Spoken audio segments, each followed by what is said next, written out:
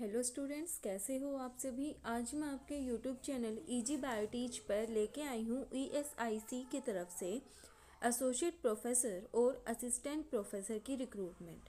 ये जो हमारी रिक्रूटमेंट है वो कॉन्टेक्चुअल बेसिस पे आई है और यहाँ पे जो हमारा सिलेक्शन है वो वॉक इन इंटरव्यू बेसिस पे रहने वाला है। सबसे पहले हम देखते हैं जो हमारा नोटिफिकेशन है वो 8 नवंबर 2024 को रिलीज़ हुआ है और इसकी जो इंटरव्यू की डेट यहाँ पे दी गई है वो है हमारी 27 नवंबर 2024। मतलब हमारा जो इंटरव्यू है इसके लिए वो 27 नवंबर 2024 को होने वाला है और इसके लिए जो जगह है, जो वेन्यू है वो है ESIC dental college sector 15 Rohini, new Delhi. यहाँ पे हमारा इंटरव्यू है वो यहाँ पे कराया जाएगा। इसके बाद जो सिलेक्शन है वो वॉक इन इंटरव्यू बेसिस पे हमारा होने वाला है सिलेक्शन। उसके बाद हम देखते हैं डिटेल ऑफ वैकेंसी पोजीशन। सबसे पहले हम देखते हैं स्पेशलिटी, फिर देखते हैं एसोसिएट प्रोफेसर के लिए कितनी वैकेंसी हैं और असिस्टेंट प्रोफेसर के लिए कितनी वैकेंसी हैं। सबसे पहला हमारा आता है एनेस्थेशिया। यहाँ पे हमारी एसोसिएट प्रोफेसर के लिए एक वैकेंसी है और जो असिस्टेंट प्रोफेसर है उसके लिए भी एक वैकेंसी है। जनरल मेडिसिन, यहाँ पे एसोसिएट के लिए एक वैकेंसी है और असिस्टेंट के लिए दो वैकेंसी है। General surgery specialist general surgery, यहाँ पे एक वैकेंसी है एसोसिएट प्रोफेसर के लिए और दो वैकेंसी हैं असिस्टेंट प्रोफेसर के लिए। फिर है हमारा oral maxillofacial surgery and oral implantology. यहाँ पे हमारी एक वैकेंसी एसोसिएट प्रोफेसर के लिए है और यहाँ पे असिस्टेंट प्रोफेसर के लिए कोई वैकेंसी नहीं है। फिर है हमारी पीडियाट्रिक एंड प्रिवेंटिव डेंटिस्ट्री पीडोडोंटिक्स की। यहाँ पे जो स्पेशलिटी हमें बोली गई है, यहाँ पे एसोसिएट प्रोफेसर की एक वैकेंसी है और असिस्टेंट प्रोफेसर की कोई वैकेंसी नहीं है। फिर है हमारी फार्माकोलॉजी, यहाँ पे एसोसिएट प्रोफेसर की एक वैकेंसी है और असिस्टेंट प्रोफेसर की भी एक ही वैकेंसी है। फिर है कंजर्वेटिव एंडोडोंटिक्स, यहाँ पे कोई वैकेंसी नहीं है एसोसिएट प्रोफेसर के लिए और असिस्टेंट प्रोफेसर की एक वैकेंसी है। फिर है ह्यूमन एनाटॉमी, यहाँ पे कोई वैकेंसी नहीं है, यहाँ पे हमारी दो वैकेंसीज आई हैं। माइक्रोबायोलॉजी के लिए एसोसिएट प्रोफेसर की कोई वैकेंसी नहीं है लेकिन असिस्टेंट प्रोफेसर की यहाँ पे दो वैकेंसी हैं। फिर है public health dentistry, associate professor की कोई वैकेंसी नहीं है, असिस्टेंट प्रोफेसर की एक वैकेंसी है। टोटल हमारी यहाँ पे 6 वैकेंसी हैं और यहाँ पे हमारी 12 वैकेंसीज आई हैं। उसके बाद हम देखते हैं यहाँ पे एजुकेशनल क्वालिफिकेशन एंड एक्सपीरियंस। यहाँ पे हमें बोला गया है for BDS graduates having masters degree in the subject of human anatomy, human physiology, human biochemistry, general pathology, pharmacology and microbiology. अगर इन सब्जेक्ट्स में हमारे पास मास्टर्स डिग्री है तो हम BDS ग्रेजुएट्स के लिए यहाँ पे एलिजिबल हैं।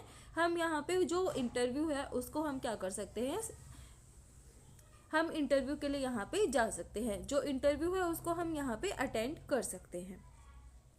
Dental faculty as per dental council of India BDS regulation 2007। जो मेडिकल फैकल्टी है वहाँ पे जो हमारी एज है वो 67 ईयर से ज़्यादा नहीं होनी चाहिए on the last date of receipt of application form. और जो डेंटल फैकल्टी है यहाँ पे 62 ईयर से हमारी एज ज़्यादा नहीं होनी चाहिए। अब यहाँ पे हम देखते हैं सैलरी। जो एसोसिएट प्रोफेसर है उसकी सैलरी 1,68,317 रुपये पर मंथ रहने वाली है और असिस्टेंट प्रोफेसर के लिए 1,44,607 रुपये पर मंथ रहने वाले हैं। यहाँ पे कोई भी अलग से अलाउंस वगैरह प्रोवाइड नहीं किए जाएंगे। जो कॉन्ट्रैक्ट है वो इनिशियली 1 साल का रहने वाला है, उसके बाद उसको एक्सटेंड भी कर दिया जाएगा on the basis of performance. अब हम अप्लाई कैसे कर सकते हैं। जो अप्लाई करना है वो हम कैंडिडेट शुड रिपोर्ट 9 AM। जो वेन्यू हमें बताया गया है वहाँ पे हमें 9 बजे पहुँचना है। उसके साथ साथ हमारे पास अपने सारे ओरिजिनल डॉक्यूमेंट्स होनी चाहिए on the day of walk in interview. Please bring duly field and signed application form in the prescribed format.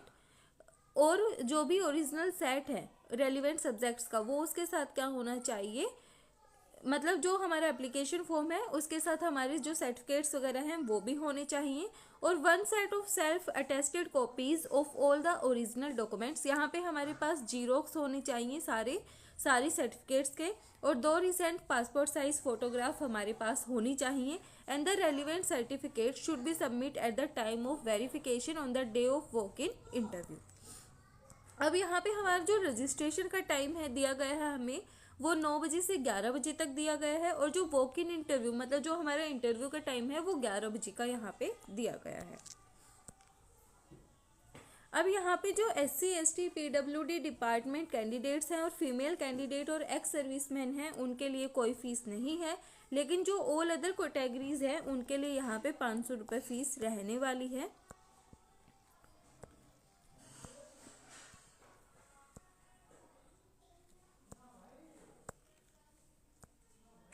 अब यहाँ पे सिलेक्शन प्रोसीजर क्या है, जैसे कि हमें पता है हमारा selection walk in interview basis पे होने वाला है। तो यहाँ पे हमारे जो मिनिमम क्वालिफाइंग मार्क्स हमें बोले गए हैं, UR कैटेगरी के लिए 50% मार्क्स बोले गए हैं, ST ST PWD के लिए 40% मार्क्स, और OBC कैटेगरी के लिए 45% मार्क्स यहाँ पे रिक्वायर्ड हैं।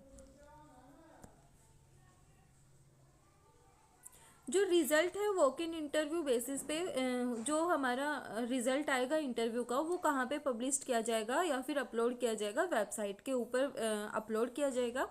एंड नो इंक्वायरी और correspondence in the regard will be entertained.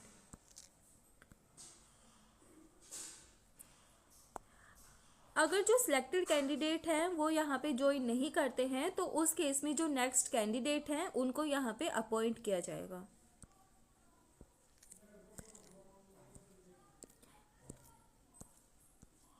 अब हम देखते हैं एप्लीकेशन फॉर्म। यहाँ पे हमें एप्लीकेशन फॉर्म दिया गया है। यहाँ पे हमारी जो सेल्फ अटेस्टेड फोटोग्राफ है हमें वो लगानी है। एसोसिएट प्रोफेसर के लिए या फिर असिस्टेंट प्रोफेसर किसके लिए अप्लाई कर रहे हैं वो बताना है। स्पेशलिटी बतानी है, कौन सी स्पेशलिटी के लिए हम यहाँ पे अप्लाई कर रहे हैं, जैसे माइक्रोबायोलॉजी के लिए, एनेस्थेशिया के लिए, जो भी है वो हम यहाँ पे बता देंगे। यहाँ पे हमें डिमांड ड्राफ्ट पर्टिकुलर्स की यहाँ पे अमाउंट रुपए जो भी हमारी फ़ीस है वो सब हमें यहाँ पे बताना पड़ेगा। यहाँ पे ब्लॉक लेटर्स में हमें अपना नाम लिखना है, फिर हमारे फादर या हस्बैंड का नाम लिखना है, डेट ऑफ बर्थ बतानी है, रिलीजन बताना है, नेशनलिटी बतानी है, एड्रेस बताना है, यहाँ पे email, mobile number, permanent address. उसके बाद हमारे जो अगर हम एक्स सर्विसमैन है तो यहाँ पे यस या नो बताना है। अगर आप ESI या फिर कोई गवर्नमेंट एम्प्लॉय है तो वो यहाँ पे बताना है, और आपकी कैटेगरी के बारे में बताना है। फिर आपकी जो एजुकेशनल क्वालिफिकेशंस हैं वो आपको यहाँ पे सब फिल करनी है। उसके बाद आपको यहाँ पे अगर आपके पास टीचिंग में एक्सपीरियंस है तो आपको यहाँ पे वो सब फिल करना है। अगर आपने कोई रिसर्च वगैरह की है तो वो बताने हैं।